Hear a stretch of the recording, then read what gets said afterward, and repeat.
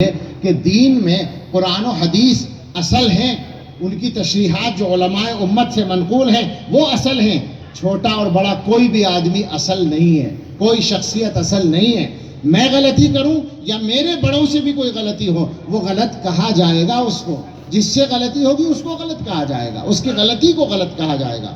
تو دارالعلوم دیوبند نے کچھ چیزوں کی نشاندہی کی. وہ ایک نیا مسئلہ پیدا ہوا، ان کو مانا نہیں گیا، مسئلہ باقی رہ گیا.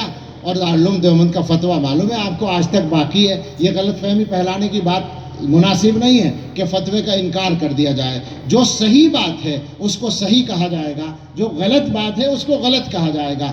دارالعلوم دیوبند کے اندر جماعت کے کام پر اس وقت سے پابندی لگائی گئی، نہ ان کا کام نہ ان کا کام. اس کا فتوے سے تعلق نہیں ہے، اس کا جھگڑے سے تعلق ہے، اس کا انتظامی مسئلے سے تعلق ہے کہ جب دونوں گروپ کام کریں گے طلبہ میں تو لڑائی ہونے کا اندیشہ ہوگا. اس انتظامی مصلحت کے تحت اس کو بند کیا گیا. ابھی تک ہے نا اسی طرح سے باقی ہے. اور حضرت محتمیم صاحب نے جب اعلان کیا تھا بند کرنے کا، اسی وقت یہ کہا تھا کہ سوال یہ ہے کہ یہ کب تک بند رہے گا.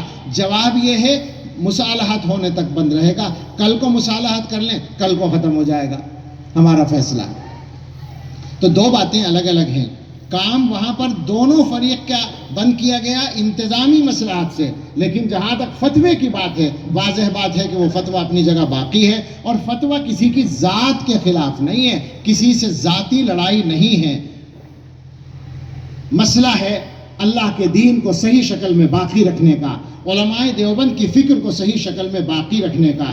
ہم اور آپ پابند ہیں اس بات کے کہ اللہ کے دین کی تشریح جو ہم تک پہنچی ہے، صحیح تشریح اس کو باقی رکھیں. اور آپ غور کریں کہ سارے اکابر سے الگ ہو کر، سارے اکابر امت کے طریقے سے الگ ہو کر کوئی آدمی صحیح رہ جائے، یہ ہو نہیں سکتا.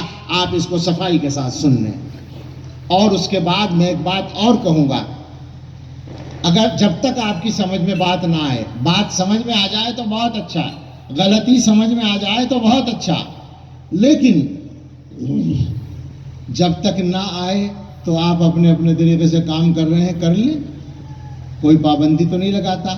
لیکن آپ یہ چاہیں کہ دنیا میں سارا کام آپ ہی کے طریقے پر ہو، یہ آپ کی غلط بات ہوگی. لہٰذا اس کی وجہ سے اگر مسجدوں میں جھگڑا ہوتا ہے، آپ اگر فلاں اور فلاں سے تعلق رکھنے والی جماعت کو مسجد میں آنے پر لڑائی کرتے ہیں، اس کا مطلب یہ ہے کہ آپ کا جو اصل مقصد تھا وہ آپ کو یاد نہیں رہا.